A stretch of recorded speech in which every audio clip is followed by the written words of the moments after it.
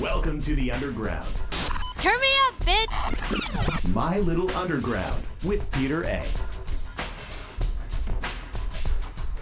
It's My Little Underground. I'm Peter A. Make sure you're listening anywhere you get podcasts, and you can follow me on socials at MLUpod. You can also support the show for as little as $1 a month. The link is in the description and over at peteraradio.com. Today on the show, all the way from the UK, I have Holiday Ghost talking about their new album, North Street Air, Shady Landlords, the importance of vaccinations, and treading ever so lightly on political commentary in music. And this was an all-around easy conversation. This is one of the simplest interviews I've ever done. Kat and Sam are some of the nicest people I've interviewed in a long time, and I wrote some notes down, but towards the conversation, I just kind of ditched them and just talked to them. It was so easy. Who knew interviews can be this simple? Enjoy my big conversation with Holiday Ghost right here on My Little Underground. We're just visiting my parents at the moment, so I just want to make it clear that I don't normally have pictures of myself in the background. That's just because I'm at my parents' place. That's totally wonderful. I've been racking my brain. So you got your last album, you recorded it. Was it at your house, Sam, or was it at Charlie's house? My house. Okay. Cool. Was it the same process for the new album, North Street Air? Nah, not the same at all. The last one we had our touring band at the time, so we wanted to sort of capture it live. So we did it all live in the room. Kind of set the mics and everything distant from everything, so there'd be a room sound. Kind of like Zeppelin. Yeah, went for that vibe. And then Zeppelin vibes. This time around was very different. It was just mainly me and Kat and our mate, our original bandmate Charlie Murphy, who was a different Charlie from Charlie before, but the one before the before. And he kind of came in for some of the recording, and we just kind of layered it up. So it's totally different. Okay. Did you go into a studio, or still like a home recording? No, we did it in an Airbnb actually. Oh. Yeah. So it's all home done. Everything. Okay. Yeah. That's pretty safe, given the current COVID situation. Well, I never really thought about that. I never really do bands, would they just rent an Airbnb or because you know what I mean? Yeah, it's quite nice because you get to have a dedicated space where or if you do it at home, you've always got your other life stuff getting in the way as well. Whereas this was a dedicated window to just be. And you can live in the studio at the same time, which is you can just kind of go crazy over a week and then emerge with an album and. Because you're in a very relaxing environment. You're not okay, we have this amount of time to get this going before, you know what I mean? No one's gonna, you're not on the clock, you know? Yeah, exactly. Yeah. Right. So with Mr. Herandi, I love this song. Thanks. Is it really named after your actual landlord or no? Yeah, it was. The guy at the time that we wrote it, we actually recorded it in his rental as well. Yeah, all the other songs we kind of were done, in the Airbnb. Yeah. But that one we demoed in the house that we were living in, which was his at the time. But then when we came around to re-recording it with the rest of the album, we just really liked the demo. So we never re-recorded it. And now I kind of like that it's the same version that we did in his house. Yeah. Yeah. What was the exact, is there an exact scenario that led to the creation of the song that inspired the topic of the song? Yeah, it was just we moved into this, it was a really nice property, but it has obviously been neglected for a really long time. And the guy, we knew that he didn't live in the country, so he wasn't coming around to help out, and everybody that he got to do handiwork was just kind of do half a job and then leave it or whatever. It was just a disgusting kind of state of the property as well. We moved into our room because we moved in with our whole band and other friends. There was 7 of us, but our room had an insect infestation. Yeah, it had bed bug. which like Yeah. I saw one of them before. Yeah. Well, like before we'd moved even any of our stuff in, we just went in, like our stuff was still in the car, and we went and like checked out our room, and I saw like a really suspicious looking bug, and I was like, that's not your average kind of creepy Yeah. crawly. So I took a snap of it and like just looked up like different kind of things that it could be, and it looked exactly like a bed bug. So I went and showed the estate agents, who was like the middle person between us and the landlord, and they were like, oh no, it's not that, like, and if it is, we'll sort it out. And then it was that, and we ended up getting like totally bitten when we moved all our stuff in. And then they were like, well, because it's an unfurnished property, it's not our responsibility, it's your responsibility, because it could have come in with your stuff. So basically we had this problem that they just refused to do anything about, and we had to spend like $1,000 to like get rid of them. And that was the inspiration. But I think it took a year and a half to get rid of that. Was like one of many things. And also I feel like it's not a unique situation that people move into shitty houses and then have landlords that don't do anything about it. So I think the inspiration pay for loads of money and is just all shitty landlords. So it's not, even though it's like named after him, I don't feel like it's only about him. I feel like it's about all neglectful landlords. Yeah, I kind of got that from listening to the tune. So do you, with that situation, do you guys are you starting to feel compelled to talk about more social issues that, you know, that get on your nerves, or to bring attention to? Yeah, I mean, if it comes, I mean, I'm not. I mean, we talk about it all the time, and Kat writes about it, and you know, it is probably the main thing that we talk about between the two of us. But with music, like, I don't know. I'd like it to kind of come from wherever I feel like it. I don't know. Sorry, I'm not making my point very well, but I could do it or I couldn't. You know, I don't really mind. It depends what's going on, and it depends if there's. You know, I don't really think like I'm not going to set out and write a political album, because I just don't think it would be any good if I did it. But if it works, it works, I guess.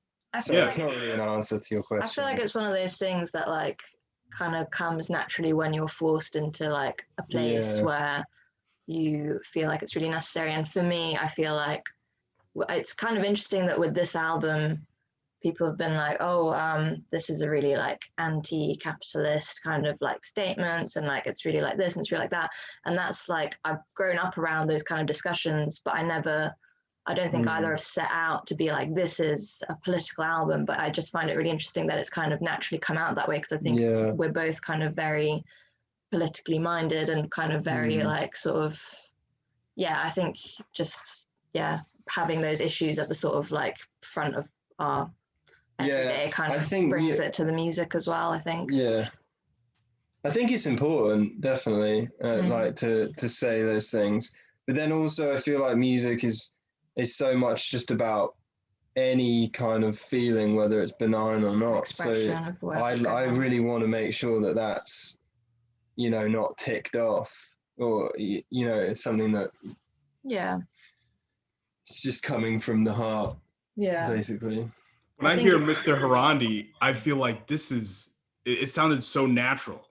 You know what I mean? Like, it didn't sound forced or anything. You can hear certain lyrics or certain artists, they're like, okay, this sounds very like you thought this out, not in a good way. You know, you just, I'm going to try to sound like I know what I'm talking about, you know? Well, interestingly with that one, it's like, I definitely write, if I'm going to write stuff that's socially or politically sort of versed, it's like, it always comes from my own experience, like at work or whatever. Like, I write a lot about that. But with that song, it all came out on the spot. I didn't really write it. Like, it just wrote itself. It wrote itself, because every single line is true. So it was just like, I was just strapping words to chords, but they were the words that came out in the master, because it's actually what happened. Like, I don't know, it's like, didn't need to write them, they were already there. I think also when people think about like what is a political statement, they don't think of it as being there every day, but that in itself, like, I think everything you do is so attached to like I feel like there's this, even like, you know, your housing, your food, your like, you know, where you work. So if you're writing a song that's like about your work, it might come out sounding like very kind of like with a political statement, for example, if you see what I mean. Whereas you might not, you know, think of it that way. But I just think it's, important to link the two, I guess. What are some issues that you two are passionate about outside of just music, just in general? What, like things that we do, or what do you mean?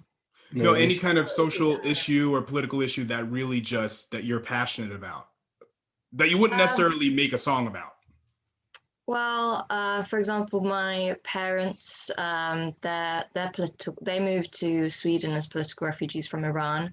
Wow. And they've like been ever since then like fighting for like rights in Iran and the Middle East. So something that I feel very strongly about is, you know, just fighting for that cause, and also just like generally, I think questioning any government, I think, is quite important, and to know how your society works, I think, is really important, and the way all countries are really linked. It's not just about being like, you know, things are working for me where I am in England, for example, and that's got nothing to do with what's going on in like Africa or in the Middle East or in Egypt or whatever. I think it's just really important to know where you get your food from, where you get your clothes from, why you've got coffee, why you've got this, and then to not be like, I'm going to ignore, you know, the rest of the world because England is fine, for example, which it's not as well. But if that makes sense, I think it's just important to be aware, and I think making other people aware for me is like quite important. Yeah, and the environment as well was a really massive one for me. Like, it really hits home for me. So yeah, I mean, I care about that a lot. Yeah, likewise. And like what you're saying, Kat, like, you know, the vaccine here in America, you know, it's getting distributed very, very well, almost too well. There are certain people that are like, don't send any more vaccinations because they're expiring. But then you look at globally throughout the whole world, it's kind of a disaster. So you can't just look at, oh, yeah, here in America, everything is cool, you know, but totally. Yeah, absolutely. I think everything is so connected, and I think COVID has really shown how linked the whole world is as well. You know, it's something that originates in one place then becomes a global issue, and I think when the world is that connected, you can't just leave one country as that's their issue when you've had, you know, so much to do with them in every other walk of life. But suddenly when it comes to their kind of struggles and them fighting for their rights within their country, it kind of becomes a very isolated thing suddenly, which it shouldn't be, I think. Yeah, and look at music, right? You guys are in the UK and I'm here in the States, and we're just all connected by music, you know? Exactly. I mean, this is something I could talk about forever. Maybe. So back in November, you had a couple of shows booked at Oslo, London. Is the name of the venue Oslo, London, or it's just Oslo? It's just Oslo. It's Oslo. Okay. Yes. You had shows there booked and they got canceled. Was there a postponed date or no? We did a show in December in the end. Yeah, we did that one. Yeah. It was seated. I think it was a third capacity or something. Yeah, it was like a socially distanced, seated kind of event. Yeah, it was fun. It was kind of like you imagine like an old jazz bar. You know, with everyone sat on like small tables or whatever. We don't have a lot of those like in this country, but I mean, there's a few, but I haven't been to many. And it felt like something that I might have seen and not been to before, but it was just really nice to get back on stage, to be honest. I find personally, like when I'm playing, it doesn't really matter who's in the room as long as like playing the instrument is enough for me. So it's it was kind of it's definitely different though, isn't it, to have like it's definitely different. People just kind of sat down. I think you weren't allowed to sing as well because like of the like spreading the germs further, so like people were like it's like some people singing along to one of our songs and they were told to stop, which is quite it's definitely better for the band than the audience, I think, in terms of the fun. But I haven't been to a socially distanced show, so I don't know what it's like as an audience member, but I had a good time playing. I went to a socially distanced show in the States late last summer. It was on a front lawn outside It was right. amazing. It was Oh, absolutely that sounds amazing. nice. Outside so as well. That's cool. what you want. Yeah, exactly. And it was just, you know what it showed me? Maybe you guys have maybe thought this as musicians. I thought that since the music industry was kind of like crumbling, because with no live music, it was just, that's a big part of the music industry's revenue. And Yeah. I saw artistry come to the forefront. It just shows you that the music industry can go away, but music and the actual artist will always be here. It'll always be here. So true, man. So powerful as well. Like especially like within the with like our first lockdown, so like during like March, April kind of time. Yeah.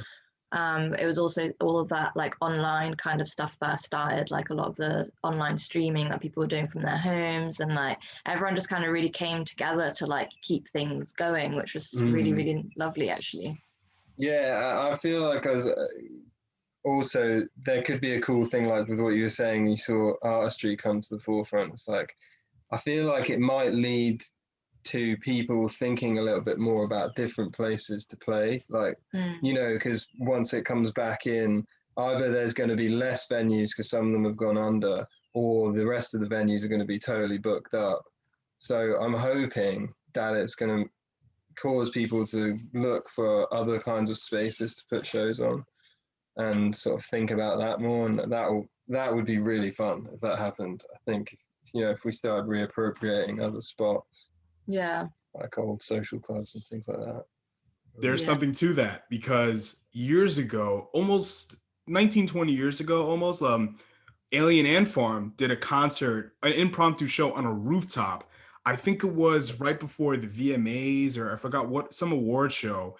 And you saw a bunch of artists pull in and they were embracing them. And it was just a spur of the moment thing. And I think eventually like they got shut down by the police or something like that. And the artists, a lot of people were upset, like, come on, why'd you do that? Like, it just shows you that it can happen anywhere. Music can happen almost anywhere. So you guys in your other band did the Great Escape, like one right in the middle of the street. Yeah, we never got booked for this festival. It's kind of like a mini version of South by Southwest in Brighton, and we got tired of like not getting booked, so we just kind of drove there and got a generator and found the busiest plaza that we could and just played, and it was great. I think we made the headlines of that festival, like even though we weren't booked, like, you know, there's like thousands of bands playing. There's like a pop-up stage that they put in that spot now. Yeah, Fender Guitars has put a stage in that exact spot. I don't know if it's to do with that though. I don't want to say that credit. I think that's quite funny still. It is kind of funny.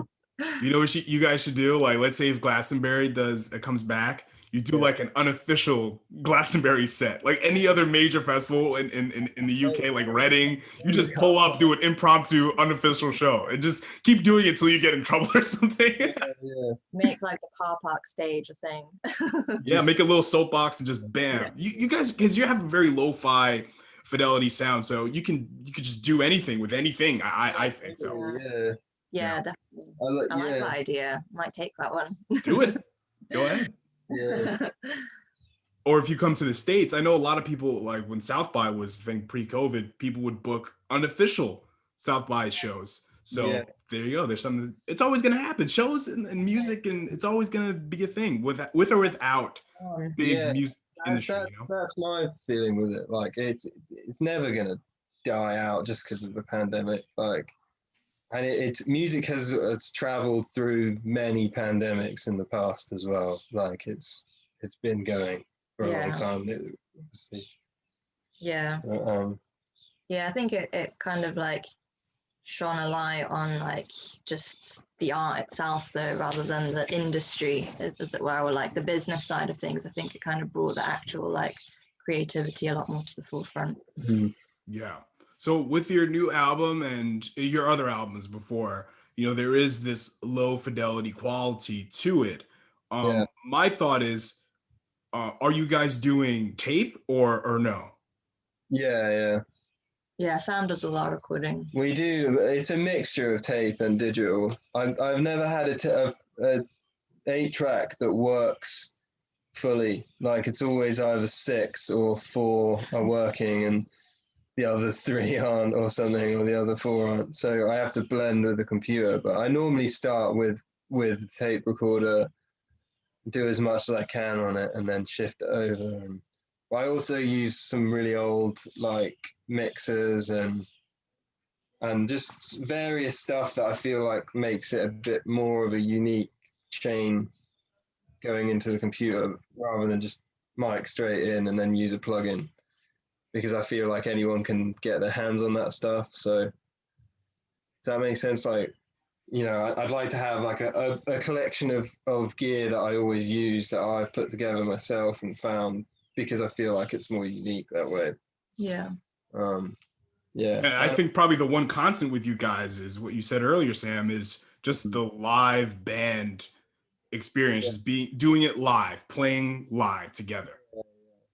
Yeah, for sure. Yeah, I think with this last one we did a lot more like tracking it separately, as opposed to like just playing it live and recording it live. But I think we still tried to get that kind of feel. Yeah. Like I don't tend to like mic drum kits really dry in a sort of tight room so that you can hear everything. Like I'll tend to go for like one mic and get a bit of the room sound, just because it just feels more real to me. I don't know. I like things to feel like more real rather than objects within space. I don't know. Wait, Kat, you're the drummer and you do some vocals too.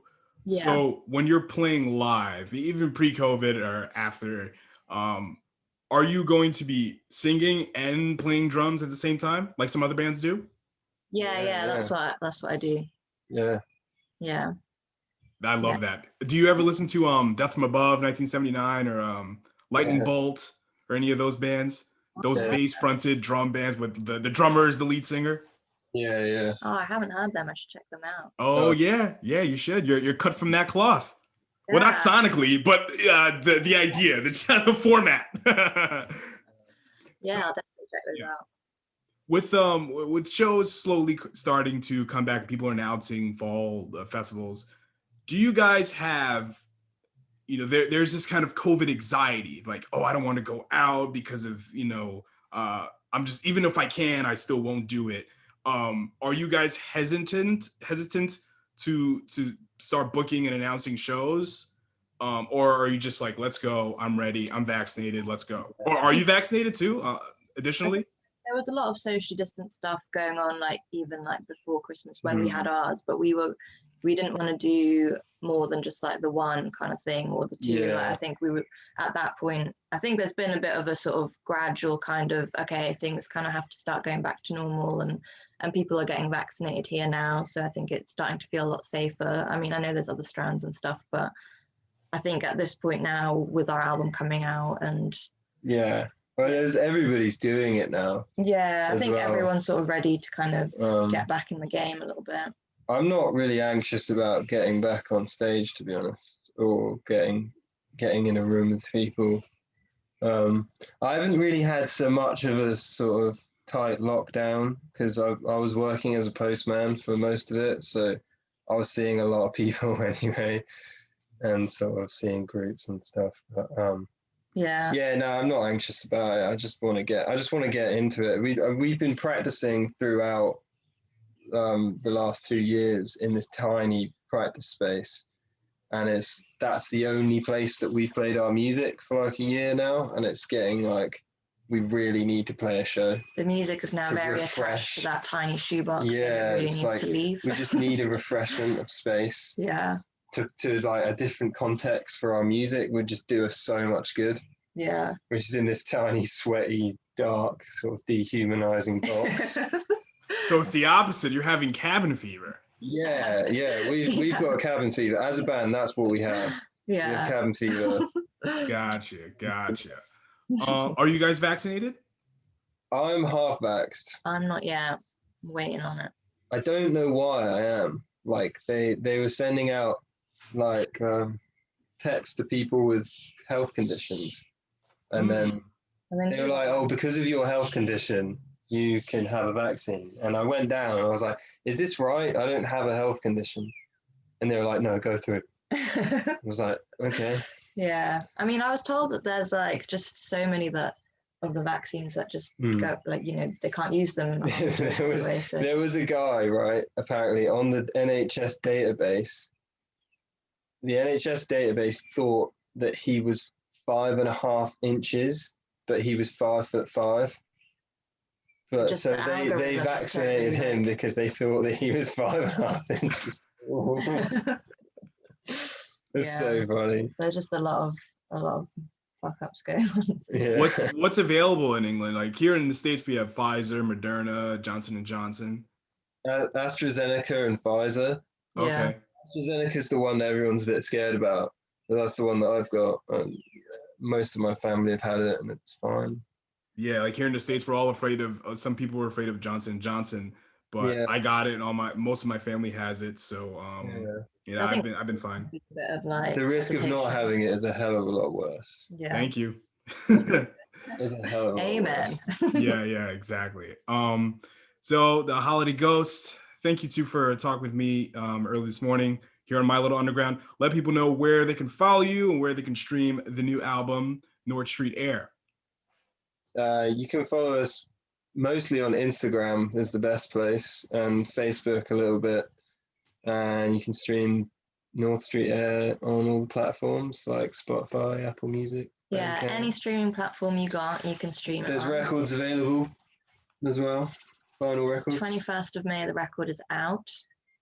Yeah, And- but I think this might be coming out. Oh, are we in the future?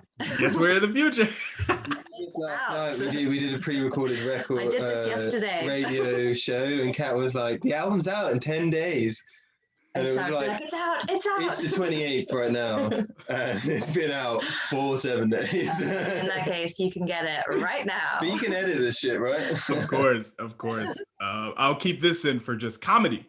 Yeah. Nice. Okay. All right. Sam, Kat, thank you so much again. Looking Yeah, forward to hearing the album, or I might have already heard the album. You don't know. Whoever's listening. Mystery. Yes.